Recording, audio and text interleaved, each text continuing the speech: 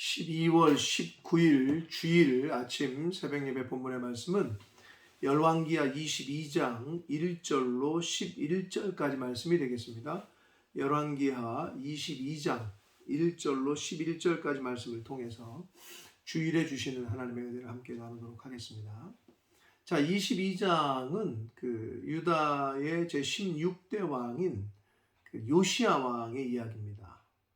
요시야 왕은 아주 남유다의 역대 왕들 중에 하나님 앞에 칭찬받는 선한 왕이요, 또 하나님께서 원하시고 기뻐하시는 뜻대로 남유다를 통치하려고 애쓰고 힘썼던 왕으로 인정받는 그러한 왕입니다. 요시야 왕의 가장 큰 업적이라고 할 수 있는 건 종교개혁, 우상을 타파하고 하나님 유일신 신앙으로 여호와의 신앙으로 돌아가려고 애쓰고 힘썼던 왕으로 평가가 되고 있습니다. 자, 요시야 왕의 이야기가 오늘부터 22장부터 시작이 되는데 함께 보시면서 함께 은혜를 나누도록 하겠습니다. 자, 22장 1절입니다. 요시야가 왕위에 오를 때 나이가 8세라 예루살렘에서 31년간 다스렸다 라고 기록되어 있습니다. 아버지 아몬 왕이 24살에 죽고 요시야가 왕이 될 때에 너무 어린 나이에 왕이 된 거죠. 그러니까 왕이 됐다라기보다는 백성들 어제 말씀에서 우리가 볼 수 있듯이 백성들이 왕으로 앉힌 거죠. 물론 큰 틀에서는 하나님의 섭리와 계획이 있었지만, 자, 8세 왕이 됐습니다. 그리고 31년간을 다스렸다라고 성경은 기록하고 있고, 어머니의 이름 여디다요 보스가 아다야의 딸이다라고 되어 있습니다. 여디다라는 말은 사랑스러운 자라는 이름의 뜻인데, 남유다의 왕의 기록에 어머니의 이름이 계속 기록이 되고 있는 건 북이스라엘의 왕조를 소개할 때하고는 다른 특이한 점인데, 다윗의 계통, 다윗의 후손들이 계속 왕이 됐고, 그리고 하나님을 그래도 믿고 신앙의 집안에서 이렇게 왕이 계속 되었다라는 것을 차별화를 두기 위해서 북이스라엘 왕조와 차별화를 두기 위해서 계속해서 이렇게 소개를 합니다. 자, 2절 봅니다. 요시야가 여호와 보시기에 정직히 행하여 그의 조상 다윗의 모든 길로 행했고 좌우로 치우치지 아니했다라고 기록되어 있습니다. 아버지 아몬이 그 할아버지 므낫세의 아주 악한 하나님을 떠난 죄의 길에서 악한 왕으로 그런 하나님 보시기에 악한 짓을 하면서 통치를 했는데, 8살에 됐던 요시야 왕이 어떻게 이렇게 성경의 평가 다윗의 모든 길로 행하고 좌우로 치우치지 않는 그렇게 통치를 할 수 있었을까? 네, 여러 주장들이 있습니다만은 8세 왕이 된 요시야를 당시 아주 활발하게 활동했던 스바냐 선지자가 신앙교육을 시켰을 것으로 추정을 합니다.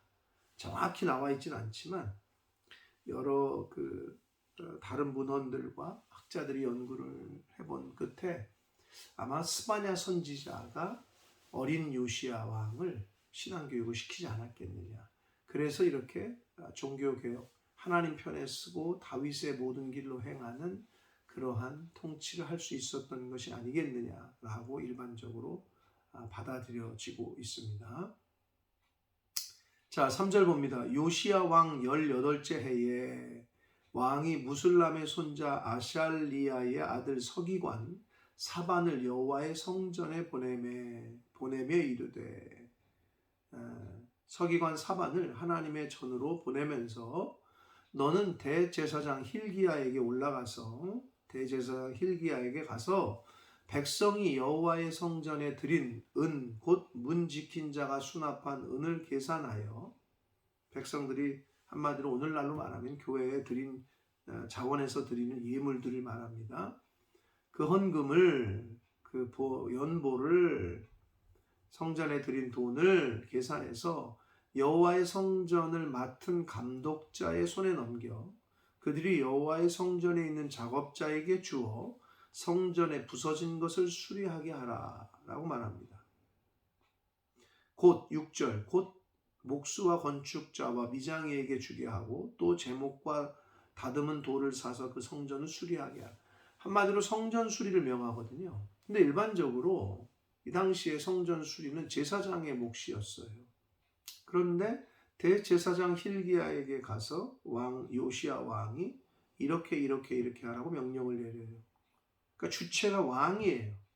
여기서 우리가 엿볼 수 있는 것은 성전을 보수하고 중수하는 일은 제사장의 일이나 요시야 왕이 주관하는 듯한 인상을 보이고 있는 건 당시 남유다의 제사장들의 영적인 상태, 무기력함을 반증을 하고 있습니다. 그러니까 하나님의 성전을 보수하고 중수할 만한 권위나 어떤 그런 신앙적인 상태가 아니었다라는 걸 보여주고 있는 거예요. 그래서 요시야 왕이 직접 개입을 해서 성전을 수리하게끔 명령을 내립니다. 6절 봅니다. 곧 목수와 건축자와 미장이에게 주게 하고 또 제목과 다듬은 돌을 사서 그 성전을 수리하게 하라. 굉장히 구체적으로 명령을 내리죠. 7절 그러나 그들의 손에 맡긴 은을 회개하지는 말지니 이는 그들이 진실하게 행합니다. 그들의 손에 맡긴 은을 회개하지 말라는 것은 감독하지 말라는 거고 감리를 하지 말라는 거예요. 왜? 그들은 아주 진실하고 성실한 사람이기 때문에 믿어도 된다는 거죠. 그러니까 목수와 건축자와 미장이들이 당시에 얼마나 왕의 신임을 얻고 있었는지, 얼마나 신실하고 정직한 사람이었는지를 또한 엿볼 수 있습니다. 자, 그래서 이제 서기관 사반이 갑니다. 8절 대제사장 힐기야가 서기관 사반에게 이르되 내가 여호와의 성전에서 율법책을 발견했다라고 말합니다. 율법책의 발견으로 그 이야기가 전환이 되는데 힐기야가 그 책을 사반에게 주니 서기관 사반이 읽어요. 그 자리에서 9절 서기관 사반이 왕에게 돌아가서 보고하여 이르되 자 거기서 사반이 읽다가 이건 왕에게 빨리 보고를 해야 될 것 같은 거예요. 그래서 가서 보고하여 말합니다. 왕의 신복들이 성전에서 찾아낸 돈을 쏟아 여호와의 성전을 맡은 감독자의 손에 맡겼습니다. 이건 왕이 명령한 거를 그대로 수행했다라는 걸 보고를 하고 또 서기관 사반이 왕에게 말하여 이르되 제사장 힐기야가 내게 책을 주더이다 하고 사반이 왕의 앞에서 다시 읽습니다. 그랬더니 왕이 그 책, 율법책에 사반이 읽는, 서기관 사반이 읽는 그 말을 듣더니 곧 그의 옷을 찢었다라고 성경은 말합니다. 여기서 옷을 찢는다는 것은 당시에 아주 회개하는 표현인데 요시야 왕이 그렇게 하나님 앞에서 회개할 정도의 내용이었던 것 같아요. 그래서 일반적으로는 신명기 28장 15절에서 68절 즉 하나님의 심판을 선언하는 내용의 부분을 읽은 것이 아니냐라고 추측을 합니다. 자 이렇게 오늘 11절까지 말씀을 봅니다.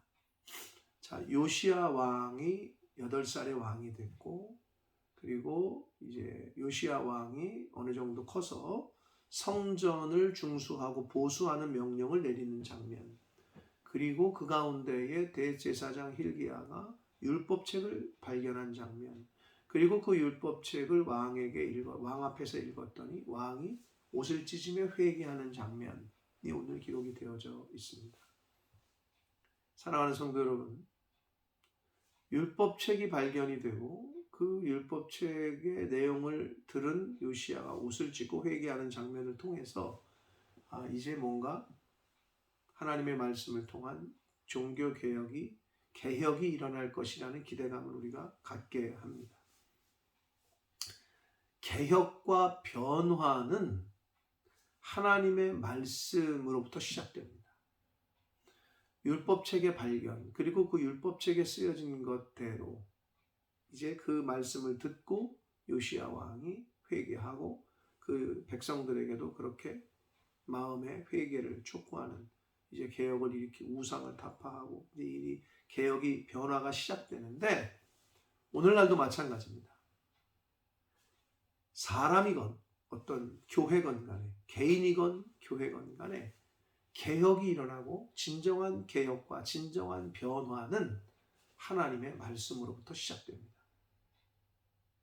하나님의 말씀, 성령이 아니하고서는 사람이 변화가 될 수 없어요.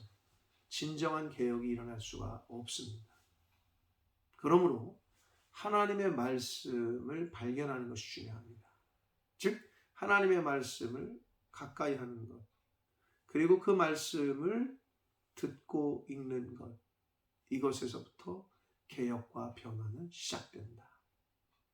사랑하는 성도 여러분, 오늘날 성경을 보자면 얼마나 이 하나님의 말씀을 어느 때든 어디서든 볼 수 있지 않습니까? 물론 그렇지 못한 나라와 지역이 있긴 하나 그래도 이 영상을 보시는 모든 분들은 쉽게 성경을 발견할 수 있으실 겁니다. 눈에 띄일 겁니다. 그러나 여러분, 그 성경을 듣지 않고 읽지 않으시면 진정한 개혁과 변화는 일어나지 않습니다. 바라기는 성경책을 눈으로 발견만 하지 마시고 그 말씀을 들으시고 읽으시고 묵상하셔서 진정한 개혁과 변화를 경험하시는 그러한 저와 성도님들 되시기를 원합니다. 오늘 주일입니다. 가서 하나님의 말씀을, 교회에 가서 하나님의 말씀을 들으시고 읽으시고 예배 드리시는 그런 복된 한 날이 되시기를 축복합니다. 기도하겠습니다. 살아계신 하나님 아버지 감사합니다. 요시야 왕이 어려서 왕이 됐으나 이제 어느 정도 나이를 먹었을 때 그가 첫 번째로 한 일은 성전을 고치는 것이었습니다. 하나님 아버지, 너희 몸이 하나님의 영이 거하시는 성전이라 말씀하셨습니다. 혹시 저희들의 마음의 성전이 무너진 곳이 있습니까? 그 무너진 곳이 있다면 보수하고 고칠 수 있도록 그러한 눈과 그러한 지혜를 저희들에게 허락하여 주옵소서. 아버지, 진정한 개혁과 변화는 하나님의 말씀으로부터 시작된다는 것을 깨닫고 하나님의 말씀을 발견하는 것으로만 그치는 것이 아니라 읽고 듣는 데 힘써서 우리 개인의 변화, 또 공동체의 변화, 개혁과 변화를 경험할 수 있도록 하나님의 말씀을 늘 가까이 하고 듣고 읽는 데 힘쓰는, 지키려는 데 힘쓰는 저희들 모두가 되도록 주님 은혜 내려 주옵소서. 예수 그리스도 이름으로 축복하며 기도 올리옵나이다. 아멘.